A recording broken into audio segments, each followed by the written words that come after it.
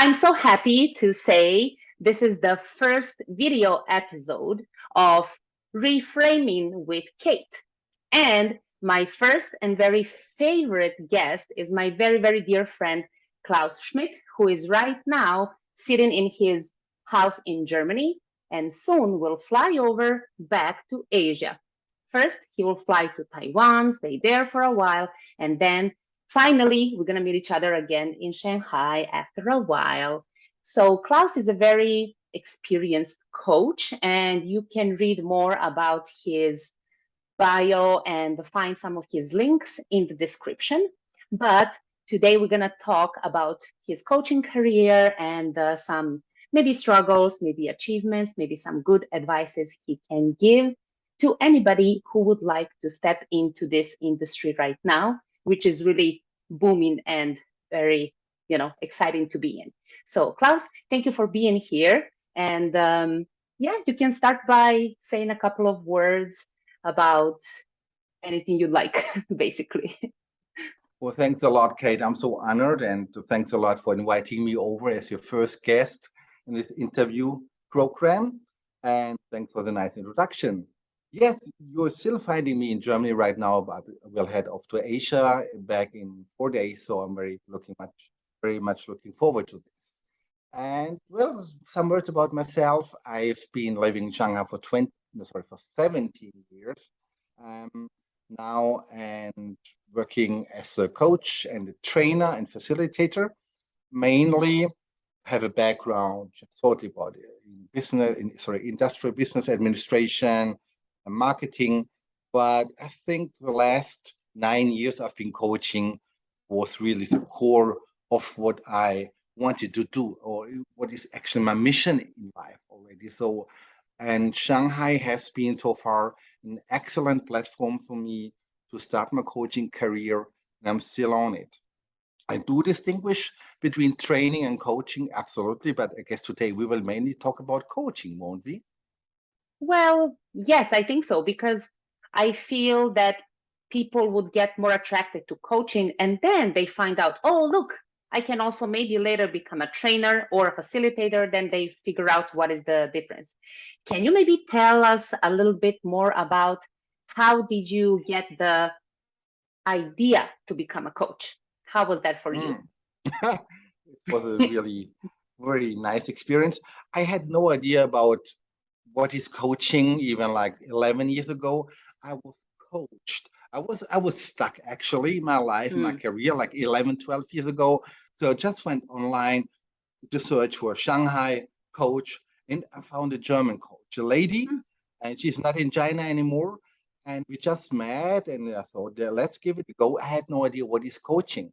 So I did some months of coaching with her, and I find it very I found it great. Just I was like, wow, this is possible. How mindsets can shift, and of course behaviors as well.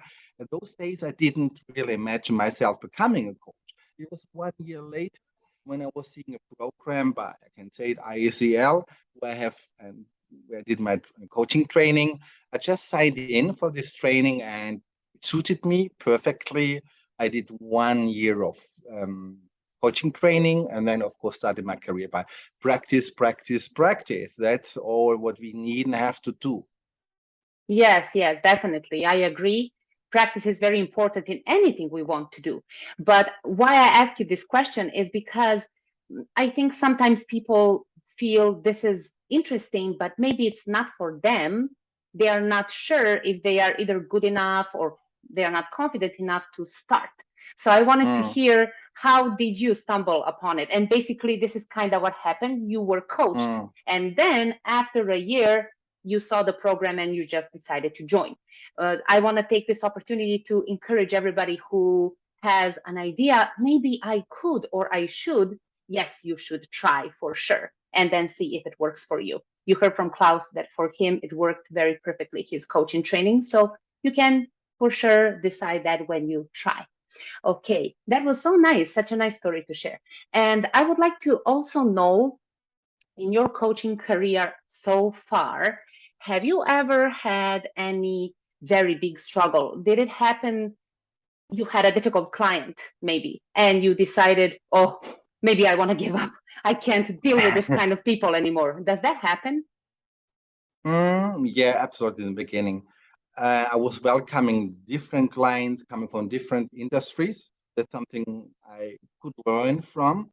But I had clients, when it was more like, if it's not, well, it's business coaching, executive coaching. I was learning organization coaching, but still sometimes mixture with life coaching. I had one client, for instance, who always said like, I don't know, asking question, I don't know. I mean, if a coachee is getting into this response often, you find like you would say, oh, how to proceed, how to go on. But I think still overcoming this challenge in still making her, it was a woman, engaged in the coaching conversation.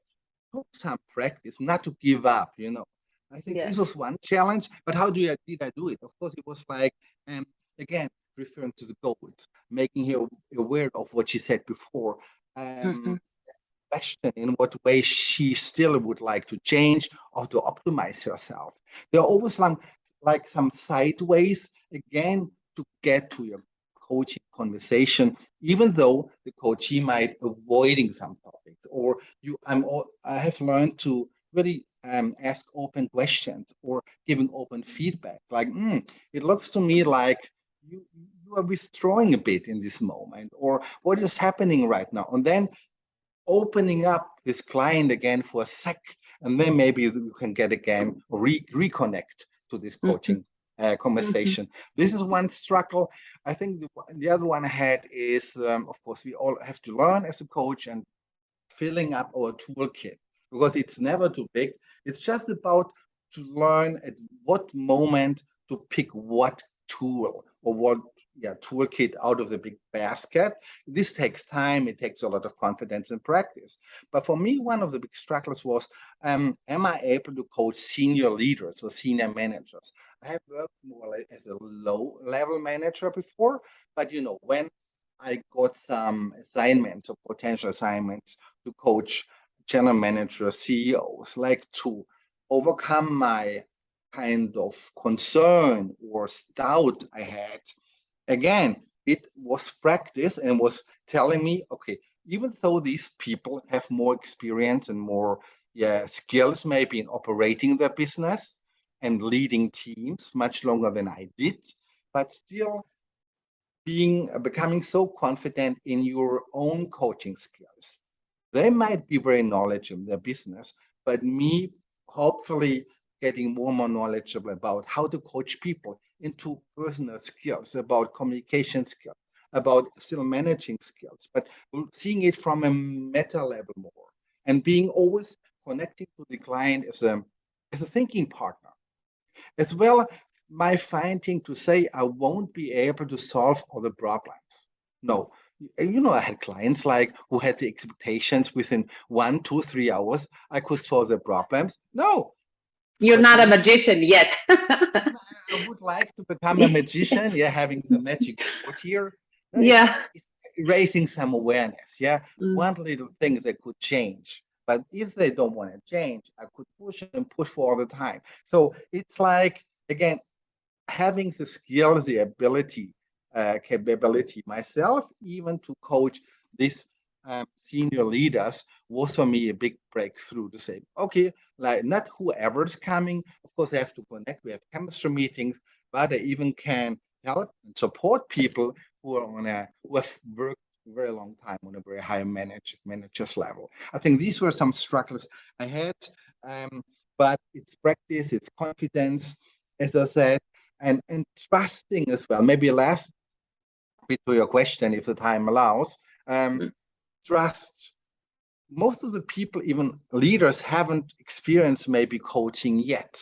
So having them experience the coaching process, and me trusting the process, trusting the client, because the client knows what is like, what sucks, where the client wants to improve, and Mm. trusting in myself. There's always something. When the self-talk is coming in, the self-doubts, oh, am I able to do this, Klaus? And blah. No, saying stop, just muting this voice and going on in a very confident way. I think some struggles, just what I described, I had along my coaching journey, but I'm very happy to kind of have overcome these struggles. What I hear from you, Klaus, is actually, if I can sum it up a little bit, is that even there are struggles, they can actually really bring different perspective, even for you as a coach, because when you find out there is a struggle, you need to deal with the struggle for yourself and the benefit of your client too. Because if you stay stuck in the struggle, then what's going to happen next? And I want to ask, how many times have you been asked what kind of a coach you are? What kind of coaching do you do? How many times have people asked you that? Do they still do it? Of course, they still do it hundreds of times. Yeah. A lot of people do not know what is a coach and what coach am I. And I'm trained in becoming an organization coach. So I go by this. It's not a brand, but it's like something to describe what I do, like coaching people in organizations, in businesses, but it doesn't limit myself to coach people for life coaching. In a chemistry meeting, they might sense what kind of person I am. I will tell them a bit how my coaching style is, and that's it. But it would be hard for me now to go in a special niche. I can describe what I've done before, like my professional experience. Working with a lot of, well, Chinese and internationals in a multinational environment, but I never was limiting myself. And for me, so far, I gained a lot of benefits out of this. What you say, everything I might have struggled with has become strengths or something I can learn from. That's it, yeah. You know, this growth mindset, of course. If you don't have a growth mindset as a coach, how can you coach people anyway? Yeah, definitely. I agree with that. And I think what you just mentioned is really valuable. Also, why? Because if new people want to step into this industry, now it's really popular that everyone will ask them, what is their niche, why they haven't decided yet, and how come they don't know it. But basically, the same people asking these questions sometimes don't even know exactly what coaching is. And just what we mentioned, we are not magicians. You are not a magician, so you cannot just solve anybody's problem like that. I would like to also ask you to explain a little bit what actually coaching is when some client maybe has different expectations, because maybe they expect, oh, this guy is going to tell me what to do and I'm going to do that, I'm going to solve my problem. But as a coach, what actually do you do with your clients? I absolutely second what you say, and I've often experienced, especially in China, when people mix kind of coaching and training together. You know, they want to have an answer to the problem, so it needs some short explanation about what is coaching. And it's not they ask me, Klaus, what could I do? So I had some managers even, and they know I have some background. I'm a trainer, and maybe I could even switch some roles, and I say, okay, now I'm gonna tell you a model. I'm writing it down, but this is not coaching. This is training. There can be a mixture, but it has to be clear, really, what is coaching, as you just described. And there's still a lot of people out there, even in the big organizations, who are not clear about what coaching means. As I said, it's a thinking partner. I really think along with their like mind, help them to improve, clarify. I think clarification is often a big thing in coaching. Of course, we have to define a goal, but you help them to sort out these different, threads, let's say, threads in their mind. People are so confused nowadays working in the VUCA world. You help them to align some of the threads in their head, and their mind helps already. And then they can decide. I'm not the one to make decisions, of course. Just an example. Yeah, it's so important that people know more about coaching. I love coaching, as I'm doing it now for 9 years, and go on with this industry. Yeah, definitely. Of course, you're going to go on for many more years. And I have another question. I just remembered it now when I'm listening to you. What happens if you have a client And as we know, in organizational coaching, it can happen. It's a person who is employed somewhere, and then the organization decides they need coaching. And then you have this client, and they don't know what coaching is. They are not actually aware you will be asking them very powerful, open questions, and they don't want to answer any questions. What happens then? They just don't want to answer. Like you mentioned, sometimes they say, I don't know, or, they just build some attitude they don't want. How do you deal with that? It's a good question, yeah. It can happen, but first of all, I have the chemistry meeting normally beforehand. So in this conversation, we talk already about what means coaching, what does it mean, what are my approaches. So I never had really the case then when the counterpart didn't say anything and didn't respond to my questions, but like a bit not willing to get so deep inside, maybe because the HR or whatever partner wants them to be coached. I think it helps a lot when telling them you are getting a coaching session or sessions, not because you failed or you suck or you don't deliver or perform well enough, because there's always something to improve and to optimize. And everybody has something he or she wants to get better in. And go into this topic and trying not to get yourself like confused or even stuck in the conversation. When you have a counterpart like, I don't know what is coaching, maybe I don't need coaching, and my boss told me or my HR told me to get coached, but actually I don't want to. And not getting into this mood of, oh my gosh, no, still believing in there's something which could be improved on the client side. That's so important. And I think this was a process for me, always being on this positive side and saying, let's do something. We can work together to make a change, to make a difference. Yeah, that sounds really nice. And maybe there is another, what I can read from what you said is also if they can realize the value for them from the sessions with a coach is still there, no matter about the boss, about the company, about HR, about if they're going to stay in that company or not, still they can keep that value. So maybe if this kind of clients can understand this, then you are already, good to go. Maybe becomes a better situation for the coaching partnership. I think it can also be very, very beneficial for both sides, because then you can communicate much better. Yes, and I think nowadays a lot of people need a counterpart to listen.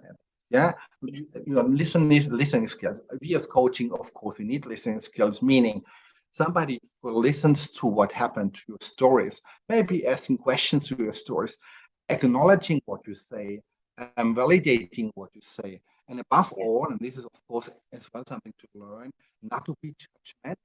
So what I've learned as well, and took me some time, is kind of having a void mind. Of course, not totally empty.